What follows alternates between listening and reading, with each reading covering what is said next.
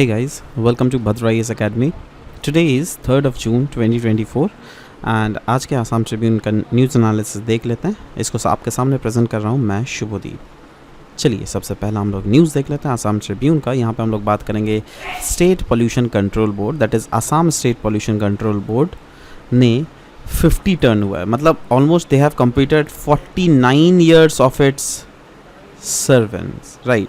और अभी ये 50 टर्न होने वाला है, मतलब this is a very very important news from the perspective of your next mains. इस बार का मेंस में शायद ना आए, बट नेक्स्ट साल के मेंस में ये आने का बहुत बड़ा प्रोबेबिलिटी है। दोस्तों पिछले बार भी जब मैंने डिस्कस किया था मनी राम दीवान जी के बारे में, मुझे याद है दैट उस समय मैंने बोला था दैट 200 ईयर्स क्योंकि आसाम का टी इंडस्ट्री कंप्लीट कर रहा है तो मनी राम दीवान जी से क्वेश्चन आ सकता है। एंड आप देख लीजिए पिछले बार का मेंस का क्वेश्चन उठा के, yes that question came from there.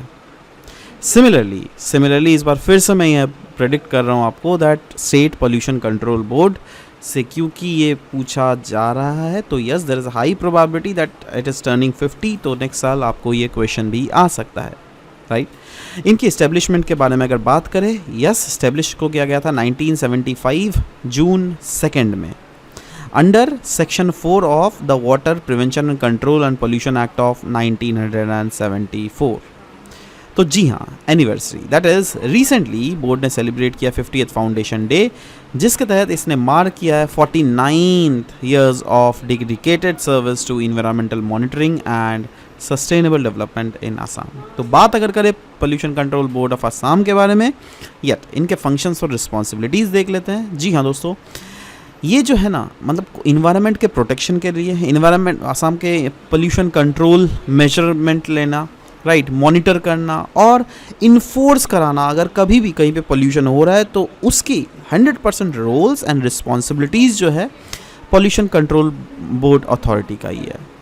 यही नहीं, पब्लिक को अवेयर करना और पब्लिक तक आउटरीच करने का भी काम इनका है। तो वहीं पे बोला गया है दैट इनका काम है to raise public awareness about the environmental issues. साथ ही साथ इनका काम है दैट पोल्यूशन प्रिवेंशन करना और साथ ही साथ सस्टेनेबल प्रैक्टिसेस को इंश्योर करना। Next, sustainability crop diversification with legumes is the need of the our.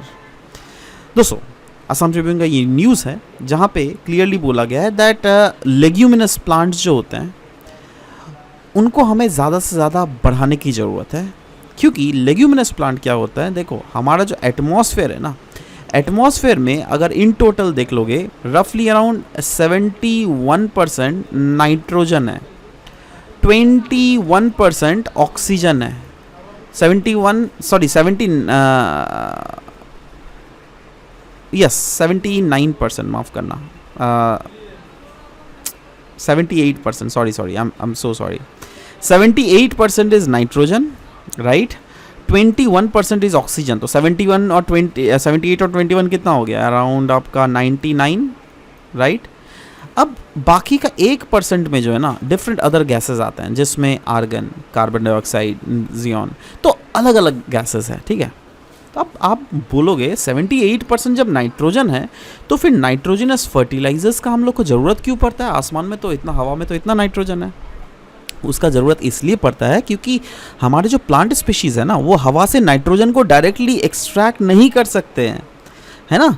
तो बट एक ऐसा प्लांट ज़रूर होता है जो क्या हवा से ऑक्सीजन को एक्सट्रैक्ट कर सकता है, और वो है लेग्यूमिनस प्लांट्स। तो लेग्यूमिनस प्लांट्स के रूट नोड्यूल्स में एक ऐसे बैक्टीरियाज होते हैं जो क्या आराम से फिक्स कर सकते हैं एटमॉस्फेरिक नाइट्रोजन्स, वो भी क्या बायोलॉजिकली, बिना पैसा खर्च किए हुए। सो वही बोला गया दैट हमारा तो सोसाइटी क्या है इंडिया का, एग्रीकल्चर सोसाइटी, और एग्रीकल्चर सोसाइटी में अगर लेग्यूमिनस प्लांट या फिर पल्सेस की बात करें जो कि लेग्यूमिनस प्लांट्स होता है, ये अनडाउटेडली एक वाइटल रोल प्ले करता है इन क्रॉपिंग सिस्टम, है ना। इनका रोल अगर क्रॉप डाइवर्सिफिकेशन एंड सस्टेनेबिलिटी में देख लीजिएगा तो yes, legumes contribute significantly to promote the crop diversification and sustainable cropping system. In fact इससे बहुत ज़्यादा बेनिफिट्स भी है क्योंकि सॉइल का हेल्थ तो मेंटेन रहता ही है, बट साथ ही साथ सॉइल इरोजन भी रिड्यूस होता है, इनकम भी जनरेट होता है और हमारी जो डाइटरी नीड्स है ना वो भी फुलफिल होती है, राइट। तो अगर फूड सिक्योरिटी के बारे में बात करें, यस लेग्यूम्स इन्हांस करता है हमारे फूड और न्यूट्रिशनल सिक्योरिटी को। अगर इसके डिमांड की बात करें तो यस, क्योंकि हाई डिमांड और प्रोडक्टिविटी लो है, इसीलिए बोला गया that cultivating pulses is crucial for the countries agriculture, क्योंकि डिमांड बहुत ज़्यादा है इनका बट प्रोडक्टिविटी कम है ना। तो इससे क्या होता है दैट मार्केट में इन्फ्लेशन आ जाता है। बट अगर सोचो सप्लाई बहुत ज़्यादा रहेगा, है ना, मतलब प्रोडक्टिविटी ज़्यादा अगर बढ़ेगा तभी तो सप्लाई ज़्यादा बढ़ेगा ना, तो रिस्पेक्टिवली डिमांड घट जाएगा, जिससे जो है प्राइसेस भी घट जाएंगी। इससे क्या होगा दैट कंज्यूमर्स जो है, हम और आप जैसे कंज्यूमर, इनका ये पॉकेट फ्रेंडली भी हो जाएगा। वैसे ही अगर ग्राउंडनट और सोयाबीन के भी बात करें तो यस, प्रीडोमिनेटली ऑयल जो प्रोड्यूसिंग लेग्यूम्स है ना, जैसे ग्राउंडनट्स या फिर सोयाबीन, ये सभी लेग्यूमिन्स है, राइट। बट ये ऑयल, इनसे आप ऑयल्स भी एक्सट्रैक्ट कर सकते हो। और देखो दोनों फ़ायदा, ऑयल भी एक्सट्रैक्शन हो गया, ऑयल का महंगा भी होता है ना, ऑयल भी एक्सट्रैक्ट हो गया और कहीं ना कहीं आपका काम भी हो गया, है ना, दैट ज़मीन में नाइट्रोजन भी फिक्स हो गया, है ना। तो इसके अगर इन्वायरमेंटल बेनिफिट्स, सस्टेनेबिलिटी की अगर बात करें, yes, low input agriculture, that is suitability की अगर बात करें तो pulses are amenable to low input agricultural production system. It utilizes less water and promote water conservation. ये जो है लेस वाटर को यूटिलाइज करता है और कहीं ना कहीं ये प्रोमोट करता है वाटर के कंजर्वेशन को भी। Soil health and nitrogen fixation की अगर बात करें, यस, नाइट्रोजन फिक्सेशन, पल्सेस जो है बायोलॉजिकली फिक्स करती है एटमॉस्फेरिक नाइट्रोजन को और सस्टेन करती है सॉइल हेल्थ एंड फर्टिलिटी को।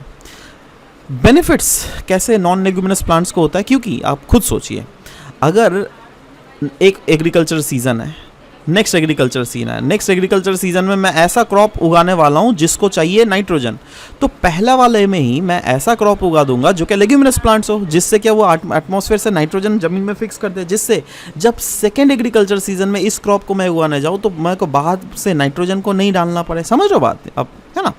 तो इसके ऐसे बेनिफिट्स है। यही नहीं, इसके various economic as well as nutritional impact भी है, जैसे per capita availability of nutrition अगर देख लीजिएगा वो बढ़ता है, दैट इज करंट स्टेटस अगर देख लीजिएगा, per capita availability of pulses जो है ये डाइटरी अलाउंसेस से भी कम है ना। एंड हाई लेग्यूमिनस प्रोडक्शन जो है, कहा जा रहा है दैट अगर हम लोग लेग्यूमिनस प्रोडक्शन को बढ़ाए तो इससे हम लोग पर कैपिटा इनकम को इन्हांस कर सकते हैं, है ना।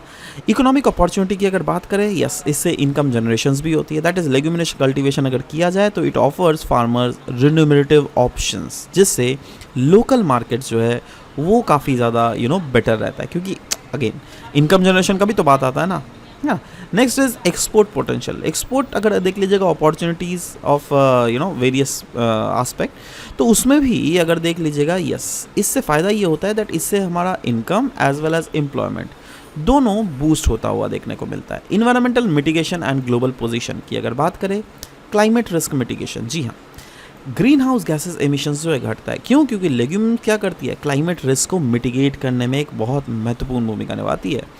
सॉइल पोल्यूशन रिडक्शन, जी हाँ, इससे लोअर हो जाता है सॉइल पोल्यूशन, क्योंकि हम लोग केमिकल जो नाइट्रोजन है, केमिकल नाइट्रोजन फर्टिलाइजर, उसका तो कम इस्तेमाल कर रहे हैं ना, इसलिए क्या, इससे सॉइल का हेल्थ भी बचा हुआ रह रहा है, right. Global consumption and production की अगर बात करें, इंडिया का सिनेरियो अगर देख लीजिएगा, yes, India is the largest consumer of pulses दुनिया भर में। इसीलिए तो बोला जा रहा है ना दैट इसकी अगर कल्टीवेशन प्रोडक्शन को इन्हांस किया जाए तो इससे ज़्यादा बेटर होगा, राइट। स्टैटिस्टिक्स अगर देख लीजिएगा, क्लियरली बोला गया रिसेंट ईयर्स में पल्सेस कल्टीवेशन और प्रोडक्शन जो है it have seen steady growth, जिसके तहत कंट्रीब्यूट सिग्निफिकेंटली हुआ है to the agricultural output, right. Next, Assam Tribune का ये न्यूज़ है, यहाँ पे बात की जा रही है नया बर्ड स्पीशीज़ जिसको रिसेंटली मेघालय में डॉक्यूमेंट किया गया है। इसका नाम है चाइनीज़ विविध नीलतावा या फिर नीलतावा विविधा इसका साइंटिफिक नेम है, जो क्या एंडेमिक है साउथ ईस्ट एशिया में, बट इसको रिसेंटली पहली बार फर्स्ट टाइम नॉर्थ ईस्ट के मेघालय में स्पॉट किया गया है। ये कैसे पाया गया है? एक्चुअली अभी बेसिकली डॉक्यूमेंट किया जा रहा है वेरियस बर्ड्स को, तो उसी में एक सिस्टमैटिक बर्ड सर्वे कंडक्ट किया गया था, है ना, different forest habitat of Meghalaya में। उसके बाद ही इस बर्ड को फाइंड आउट किया गया। हैबिटेट के अगर कैरेक्टरिस्टिक्स देख लीजिएगा तो क्लियरली बोला गया ये कहाँ पे मिलता है, ये तो ज़्यादातर एलिवेटेड रीजन्स में मिलता है। Vegetation types should be suitable for it, right. साथ ही साथ इसके साथ भी बहुत सारे एसोसिएटेड ऐसे अदर बर्ड स्पीशीज़ भी थे जो क्या यहाँ पे देखे गए थे, इसलिए this was a news. Next, safety.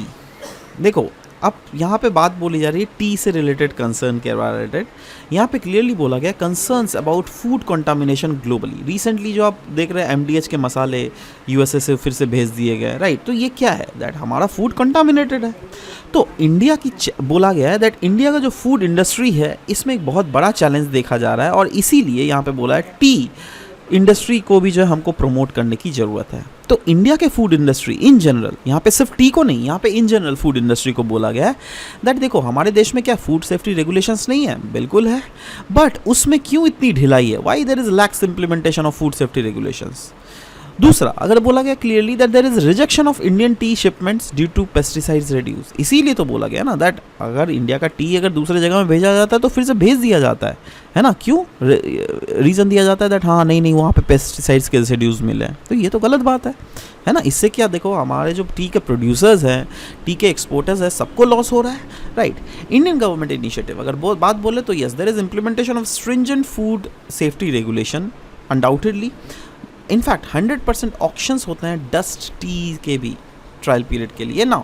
इसका ऑब्जेक्टिव क्या है, क्यों डस्ट टी का 100% ऑक्शन किया जा रहा है, क्योंकि एक रिलायबल सैंपल कलेक्शन किया जाए एक टेस्टिंग मैकेनिज्म के साथ, और साथ ही साथ इंश्योर किया जा सके कंप्लायंस नेशनल और साथ ही साथ इंटरनेशनल स्टैंडर्ड्स के साथ। बट यहाँ पे बोला जा रहा है देखो अगर इस इंडस्ट्री के रिस्पांस के बारे में बात की जाए तो all Assam bought tea leaf manufacture association जो है उन्होंने इस कॉन्सेप्ट को अपोज किया है, राइट। और उन्होंने बोला है दैट देखो भाई कहीं ना कहीं ये चीज़ जो ऑक्शन किया जा रहा है this is not good, right now.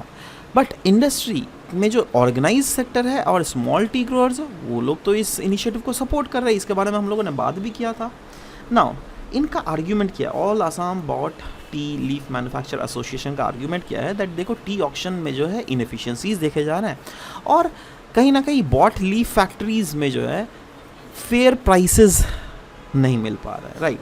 तो वही बोला जा रहा है there is importance of tea exporters as well, that is कैसे एक्सपोर्टर्स, देखो अगर टी को नहीं एक्सपोर्ट करोगे तो डिमांड सप्लाई इक्विलिब्रियम बिगड़ जाएगा ना। अगर सोचो इंडिया से सप्लाई ही नहीं हो रहा है तो वो supply will be fulfilled by China वो पैसे कमाएगा, है ना। उसके बाद श्रीलंका वो पैसे कमाएगा, हम लोग तो नहीं कमा पाएंगे ना, ये तो सही है, राइट। तो इसीलिए बोला जा रहा है हमको इंश्योर करना पड़ेगा popularity of tea as a healthy product, और गवर्नमेंट को भी मेक श्योर करना पड़ेगा दैट गवर्नमेंट के एक्सपोर्ट टारगेट्स भी मेट हो, that there is need of compliance with food safety laws, और साथ ही साथ चैलेंजेस जो कि फेस किए जा रहे हैं by small T growers. Transparency issues अगर देख लीजिएगा प्राइवेट सेल्स में वो सब क्या क्या है, there is impact on green leaf prices. जी हाँ, कहीं ना कहीं ट्रांसपेरेंसी इश्यूज देखने को हमको मिल रहा है दैट ये सब क्योंकि प्राइवेटली सेल करने के कारण जो है प्राइसेस में इम्पैक्ट पड़ता है ना। मतलब अगर आप ऑक्शनिंग के थ्रू नहीं जा रहे हो, अगर आप प्राइवेट सेल कर दे रहे हो तो वो तो गलत है ना। Long term benefits, potential wider market for Assam tea. जी हाँ, अगर हम लोग इस चीज़ को प्रॉपरली प्रमोट करें तो आसाम के टी के लिए एक वाइडर मार्केट मिलेगा, और साथ ही साथ हमारी क्वालिटीज़ और रेपुटेशंस भी इन्हांस होगी, है ना। इससे फ़ायदा क्या होगा दैट दुनिया में आसाम को एज अ ऐसे तो माना ही जाता है, ठीक है, बट और भी जाना जाएगा। और कंक्लूजन इन टर्म्स में ये बोला गया है दैट यस इंडस्ट्री के ग्रोथ के लिए कुछ रिजोल्यूशन हम लोग को लाने की ज़रूरत है, जो कि वेरियस स्टेक होल्डर्स, वो टी प्रोड्यूसर्स हो या फिर टी गार्डन लेबरर्स हो या फिर गवर्नमेंट ऑफ आसाम ही क्यों ना हो, इन सब को एक साथ आकर मेक श्योर करना पड़ेगा दैट जो भी सरकार के रेगुलेशन है उसको तो कंप्लायंस किया ही जाए, बट साथ ही साथ इनको प्रॉपर मार्केट एक्सेस भी मिल सके। इसी के साथ आज का ये सेशन समाप्त होता है, मिलते हैं नेक्स्ट सेशन में, बाय बाय।